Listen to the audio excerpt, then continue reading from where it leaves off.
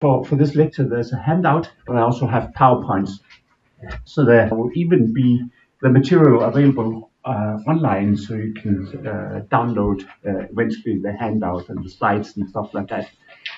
The topic is really to look at the tasks and the tools for a text. How do you actually read a text? Can you talk about the best method for an analysis of the text? Can you, in a sense, develop a foolproof analysis of a biblical text? How do you do that? And this has really been very, very important for me, especially since many of us grew up studying the secondary literature and used it as a lens when we read the Bible. Often we were trained to look at the scholarly literature, and it was where we started thinking about the introductory matters, realizing how we were to look at the text, and it became like a set of a mirror for lenses through which we looked at it. So we started often with the scholarship, and then we reproduced it in our work. Now my passion has been to go the other way, so that the work on the commentaries and the secondary literature really becomes something late in the process, and also so that we are able to make new discoveries. We really need to have methodology that can help us actually to dig up new things. In order to make this a little bit more interesting than just a methodological paper, it is a methodological paper, but it's also training on a particular text, a particular issue. So I take the book of Jonah. It's a little book, and it has a lot of hermeneutical and very interesting things to work with. So it's really a good case to make if I can solve some of these central problems in Jonah, and maybe even come up with something new. And of course, once you read through the book of Jonah, there are lots of things you can wonder about. I mean, how did he go the other way? Why did he flee from the Lord? Why did he hide? What did he say? How was he saved? Why did he eventually go? But the most surprising event in the book is really, why was he so furious with the Lord? What's the matter with the guy? To put it another way. So one of the most serious things about Job, of course, is why did he get so furious, and what did he say in that sense? Now, I'll explain why I use the word DePaCK. And I also have to warn you a little bit. It is a linguistic version that I'm presenting. It is using the cutting edge of our linguistic methods, but I'm still trying to do it in a way that if I succeed today, you will be able to actually prepare your teaching, sermons, papers, dissertations through this method. If I succeed, I won't, of course, examine you afterwards, but I hope it can inspire you. And it consists, of course, of the 10 commands, the 10 steps to do. So one way to look at it is like, if we start with the excavation metaphor, those of us who have been excavations know that you don't start with a brush on the surface. You use a bulldozer. But there will be other stages in the process of excavation where you actually use a brush and where you use a small teaspoon. Then you have small picks, you have larger picks. You apply the right methods at the right stage. You don't dig at random. You try to figure out where it is profitable, where you can actually learn something from the method. But another way to look at the method is also to look at this like an assembly line or a conveyor like this, so that you actually are able to first take this item, then the next item, the next item. So it's like a 10-step procedure through the text, so that it actually, in principle, guarantees that you get your hands on the right stuff at the right moment. We started here in our department in Copenhagen with my proposal for the ANC. And I'm happy to say that my dear colleagues here at the Institute actually use this and contribute to it. They also have their own variation. They're probably not everyone going to do the linguistic version of this, and so they will be adjusting. So we are refining it. But we started in Danish, and I had the ANC as a way of three A's, three N's, three K's, and it was easy for me to remember and for students to reproduce in their work. But then in the first English versions, I had 10 C's, and of course you can't remember 10 C's in the right order. So I had to come up with something new one, and this was the current stage now is the DePaCK, where just to show you have the demarcation D and the participants, sorry, and the contextualization and the end a key, so you get a nice English word, which is kind of open. You know, it has a sense. Computer scientists will know that it is about to decompress data. So, and in some sense, since it's also about tools and technology, I am trying to kind of unpack. Unpack was not easy to use, so it became DePaCK. DePaCK is something I can try to teach my students, and it's possible for me basically to reproduce the 10 steps, not too difficult, 3 or 4 elements at a time. It's kind of a psychological trick. So that's why I'm DePacking, or trying to propose or recommend for you to DePaCK, and that's of course also the Danish version. It is on purpose a corpus linguistic application. So corpus linguistic means that we use the corpus of the Hebrew Bible for applying our tools for working with the material.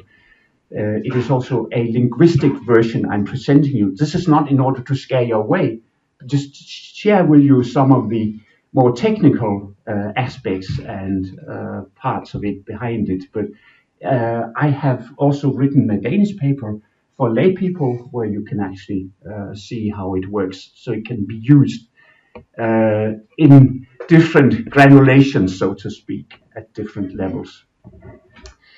I am an affiliated researcher at the Tolstoy Center for Bible and Computer. We had the excellent presentation. Some of you did not understand everything when Willem van Persen presented the coding in Amsterdam, but that is basically where I come from. So we have over 45 years by now, since 77 at least, been building through many dissertations, projects, applications, and so forth, this wonderful database. And this is the one that we are also using now in Bible Online Learner. And some of the features you have in Bible Online Learner is that you get indentations, and it's those indentations for all Hebrew text of the Hebrew Bible, produced through research technology programs over the years, and now available for any text of the Hebrew Bible. And it's those kinds of connections, links within the text that I'm trying to use. They are there, they can be used, and I'm trying to tell you this is available for a method. You can look at how a Hebrew text is construed. It's just a first reading, a first analysis based on linguistic analysis using programs and then post-editing the results. But it tells how the first clause here is continued by 3 other clauses, and then down in verse 4 we have the link back to verse 1. So this is how it works. And then I'm also displaying some of the additional information there. It's available online. You can look at it. and you can use it. Now, one further interesting application is that probably for the first time in the world history, we are using this for a Bible translation. So we have the project Free Bible. It has been sort of, a lot of work by several people contributing. There are people here in the room that have been involved. And one of the things we have decided is to use the indentation. Now, here's another screenshot from the Bible Online Learner where you can see actually a transliteration of the text of Jonah 4, 1 to 3. So you don't have to be able to read Hebrew in order to actually have a glance here. And we're then in our translation trying to align our translation, our Danish version, to this reading, so that ideally students, lay students, but also students in theology can actually combine the things and check and use both the translation and the original text for us. Now, the third selling point is that it is built, in my view, on the best theory of text ever developed. It is Jan Renkema. He's a Dutch Catholic scholar, and he has produced The Texture of Discourse, a publication here. It's not very well known, but in my opinion, it is the best one available. In my own dissertation, I also use these kinds of indentations, and I had in my dissertation also these kind of sigla. At that time, we used something called the rhetorical structure theory, but the connectivity model is arguably much better, and I hope the results, what is in it, in the pudding here, will help you. So it's basically just to give you an idea about how it looks, and it's also available in your handout. You don't need to worry too much about it. So in the first level, every text will have adjunction. So it will have elaboration, extension, and enhancement. So this is the first basic level that you have kind of to label your text in. But in addition, you can have additional levels for interjunction, where you can take the use of the text, the intertextual level, into account.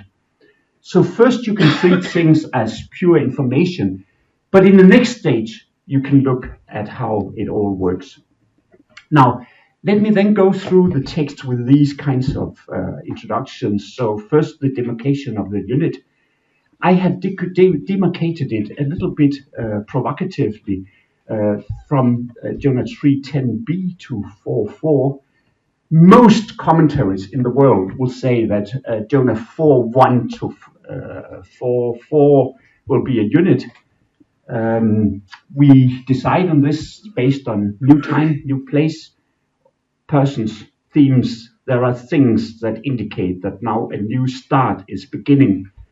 But if you look at the markers in this text and look at the information that is available, there is actually no explicit subject in the text here. So Hebrew is built with so-called white told forms. Their narrative so it's then and then and then he did this and then he did that and so forth. The marking of separate units will always be with either new time, new theme or something, but an explicit subject. This is a specialty of Hebrew. There are no explicit subjects in 4:1. It would be a strange place to start the text. It's even not having Jonah as an actor. Not only is he not explicitly mentioned, but he's not even an actor. So my suggestion is really that we have to go back to 10a. It could be, and God saw their deeds, then you move to God. But God saw their deeds, what the Ninevites did, is actually related better to the preceding. And then the next reiteration, and the God, as it is said here, Elohim, relented concerning the evil, and now you have a new theme. So this is a little bit bold, but actually a good start, which of course can be discussed, but better than, I mean, it follows the Hebrew markings. You can argue it from the text. Step number 2 is the discourse structure. And in the database we use, we have narrative and quotation available. So you can actually see these, you can have access to these labels and see where the text is changing. And based on that, you can look at what is the episode structure. And it seems that this is the peak. By peak, we mean that particular episode that is the highlight, the most essential, the most dramatic. Often peaks in Hebrew narrative are marked by very unusual grammar. The text go banana, so to say, right? We get unusual things, and this is certainly also the case here, where Jonah surprisingly is so furious with the Lord. What's going on with him? This is just for an overview. I can't go into detail, but at this point, I would look at a discourse analysis, a discourse structure of the book, and then here we have the second episode. Can't go further into that, but this is how episode 2, the peak, the most dramatic point in the narrative actually looks like. But these are the kinds of things that you would want to look at. And as told you, it will be available for you to use later on. Once you have demarcated your unit and you've looked at the discourse structure, how it is built in chunks and how these chunks are marked within your episode, you can start to look at the development within each individual chunk, the connectivity. And here is where it really gets Hebrew and detailed. The interclausal relations are those that we will be looking at. And here, for instance, you will note that God relented the evil, and then you have he did not act. So it's like a reiteration here. And then you have this odd shift to Jonah. But Jonah, to Jonah, it seems evil. Now, one of the problems in the Amsterdam database is that these readings are based chapter by chapter. So when I break the chapter boundaries, in this case, there has to be adjustment to these kind of relations. That's, of course, something that students have to acknowledge, and which maybe one could fix at a certain point, but that's the kind of thing. So, and then you get to this text where the narrative can give a glimpse of what's going on in his mind. To Jonah, it seemed evil. So it's his thoughts. And then eventually he got angry, which is not a very active thing, but it's like we're getting to the feelings of Jonah and his response, and then we get these kinds of things. So just to tell you that these are the kinds of clause by clause you have to realize or to interpret. How is the grammar actually helping us to understand what's going on in the text? And then, of course, at that point, it is possible for us to add the kind of information analysis at the first stage of this theory. So every clause actually has to be labeled. This is sequential information. This is a elaboration, which he had told. This is a contrast, right? He did not act. Then you have sequential here to do, it seems. So clause by clause, you have to label the information in order to be able, what are the material you have available in this kind of situation. And here are the choices. What it means is that through this kind of application of some of the labels over here and the choices, you have to decide, well, it's this rather than this because of that. So you get to define how you label, why you label, and what kind of material is it? Is it just elaboration? Do we have an extension of things, or are we in the area of all the enhancement in place, time, pause, whatever? Now we continue to the fourth step, the participant tracking. So there the view is a little bit broader, also taking the context into account, the context of Jonah, and especially also actor analysis. Now, there's one thing that characterizes the Amsterdam research group is actually participant tracking. Both Willem van Persen and also Ib Torstra has developed a computer program that actually will, start taking every nominal entity and then label it and then shift through the entities who's related to who.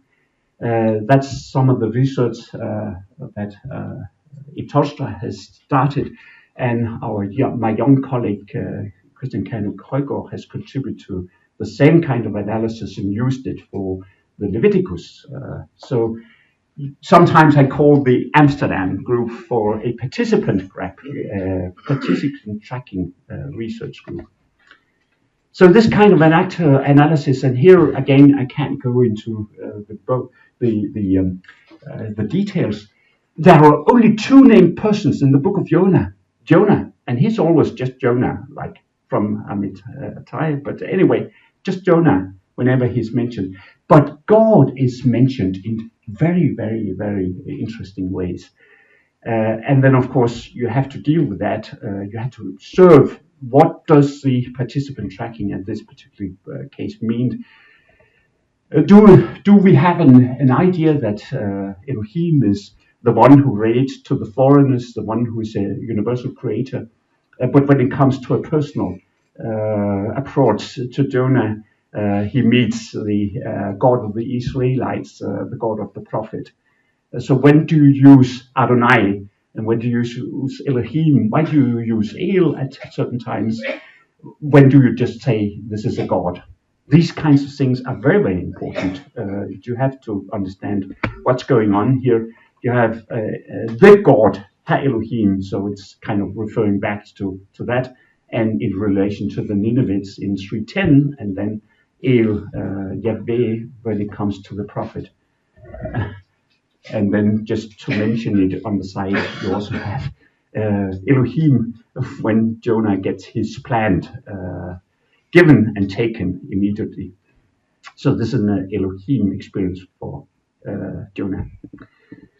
At this, most text you would look at themes, keywords. In Psalms, poetic text, you often have to go into semantic fields. There will be many, many, many different words for the same area of meaning that we'll be using at that point. Next stage 5, poetic features. So there's a lot of these kinds of stylistic devices. One of the interesting things in the book of Jonah is that by the continuation of the text in 4:5, Jonah left Nineveh. Okay, so where was he before? What is actually the location between the events in Nineveh, our episode, and then when he left Nineveh? So many interpreters will actually say, well, this is like it happened afterwards. So you have like a different arrangement of the episodes. Well, that could be, but perhaps the most interesting reading of this particular book is that, first immediately, he was aware there was something amazing happening here.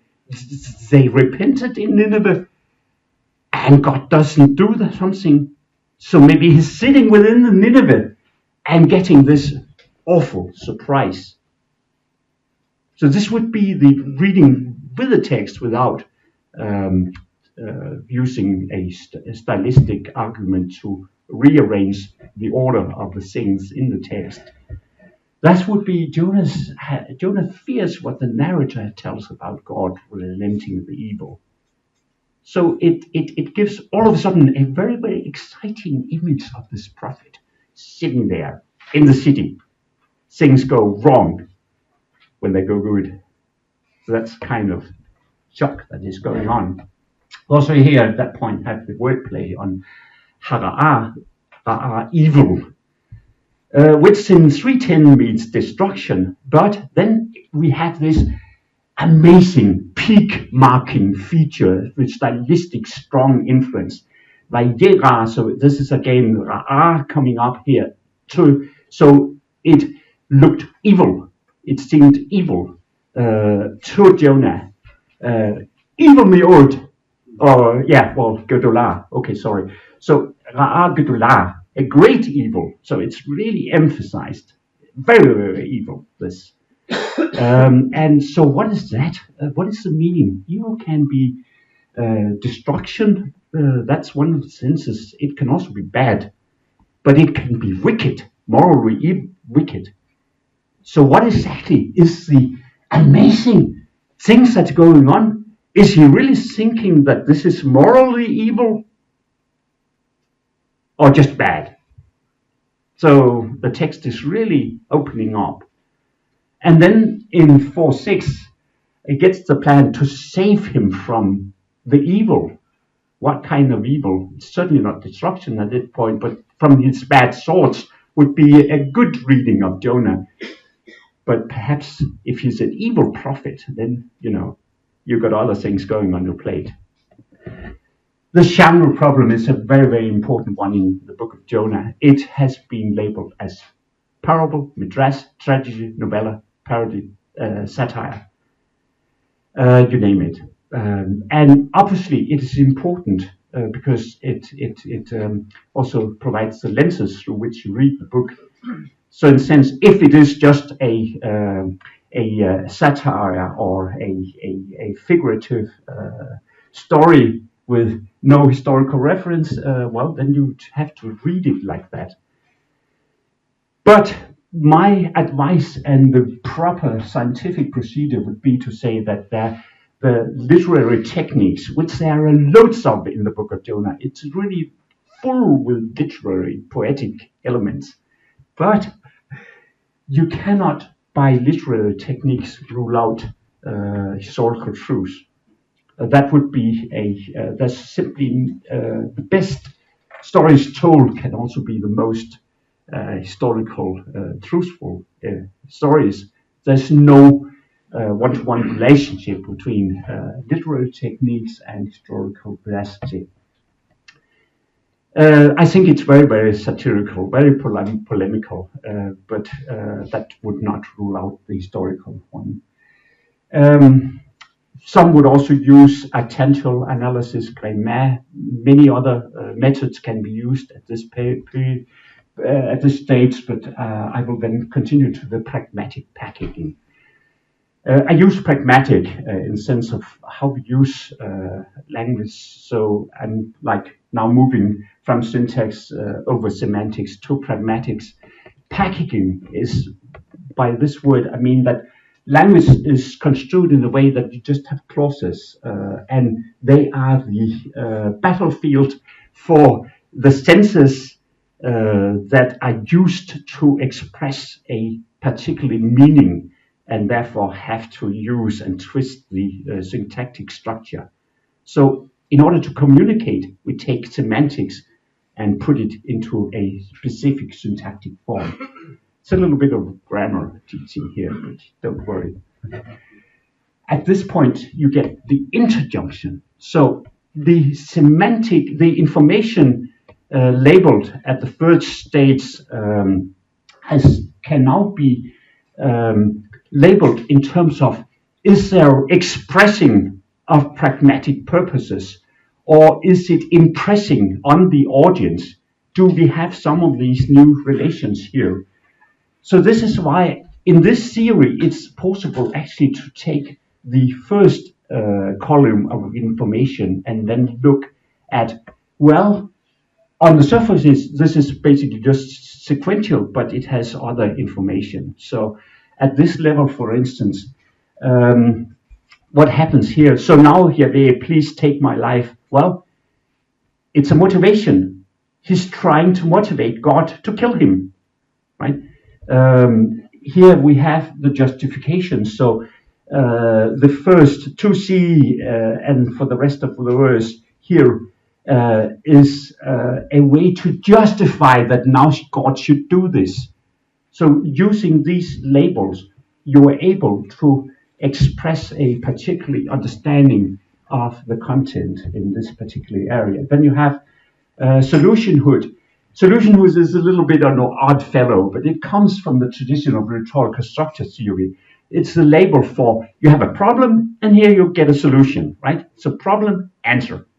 And I'm just using the theory. You have to. I'm not inventing the Nico theory, but I'm using Rankeman's theory. So this is where you have the solution. See, there's a problem. Here's a solution, right? And then finally, that's a special one. I think that the last part of the quotation of what the Lord says is an explanation. It's a clarification. He's actually in the last quote of who the Lord is coming to the real issue. He's also relenting. God is also relenting. So in that way, you can say this is the clarification. It's an explanation that he's giving. So you're able to sort of model or express your interpretation in that particular way.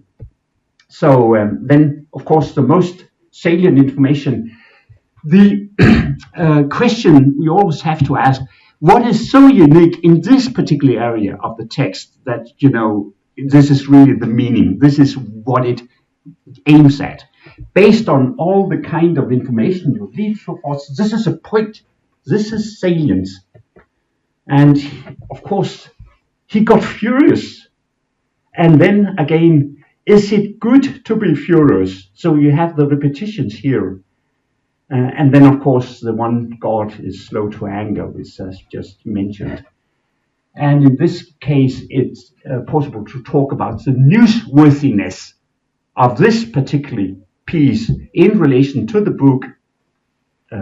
So why this is so amazing for the book of Jonah. And the prayer in disguise, I cut a lot of short of work here, but the prayer in disguise is a mixture of self-defense and outright blame of Yahweh. This dramatic climax calls for a solution in the final episode. If Jonah shows pity on a plant, why shouldn't Adonai, the Lord, do so? So this is a newsworthiness. This is what this particularly most important episode in the book actually contributes to the most dramatic climax in the book. Now, I have another climax to read, so I will just go as fast as I can through it.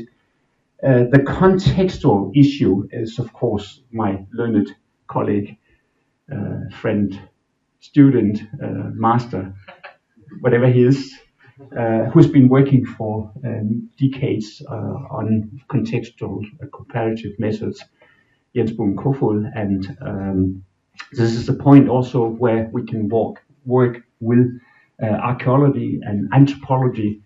I put anthropology in the sense of what Abraham Faust is doing, and of course using the comparative text the way that Alan Millett and James Hoffmeyer and Jens Boom Kofod and all these experts in the ancient Near Eastern text are using them.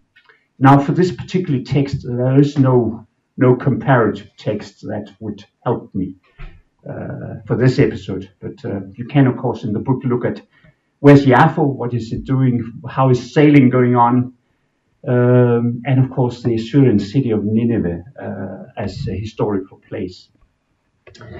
Only at this point do we look in the commentary. Well, we can use commentaries early on, but here's where we get to the critical stuff. Of course, the criticism would first be the textual criticism. First, at this point, where we know how the text actually works and know what is poetic and so forth, we can look at the textual evidence of the transmission and then go to the diachronic issues. What does source criticism, form criticism, and tradition criticism, sorry for the mistake here, but what does it provide for us? Now, one of the questions is, of course, can you survive more than a day in a big fish, right? There's a story from June 11. Michaela, however, Packard survived for an hour. It is a miracle, no matter how you look at it. And there are miracles in the world. You can't prove miracles, but you can, be open to accept them if you want to, which I do. The more serious problem for our learned, I mean, we make the conference here to convene scholars, and then they have to solve the problem of Nineveh. Who's the king of Nineveh? Well, one thinks, why is he not named? You have Assyrian kings' names in the Hebrew Bible, but a king of Nineveh. I mean, why not Ashur? Why not Assyria? But on the other hand, you have Ahab, king of Israel, but also Ahab, king of Samaria. Same with Yadin, Hadadezer, other cases of that. But a more serious problem is that if Jonah, according to Second Kings 14:25, didn't write it out, but if he is living during the time of Jeroboam, so what does Nineveh, which role does it play at this point? Most of us know that Sennacherib built the capital at Nineveh 50 years later, anyway. He ascended the throne in 704, probably wasn't built before that time, of course. So, what is the relationship between the king's account of the prophet Jonah and the historical reference here? But if you look at the details, it might be possible to say that actually Nineveh was important, one of the major cities even 50 years earlier, and a major administrative city under Ashur-dan III, if he's the Assyrian king question here. The time is out, so of course the next stage would be to look at the other cases, Joel case, Elijah as a parallel, and then of course also Israel in the desert in the Hebrew Bible. Then we go to the New Testament. Jesus is a very, very important reference to the Ninevites.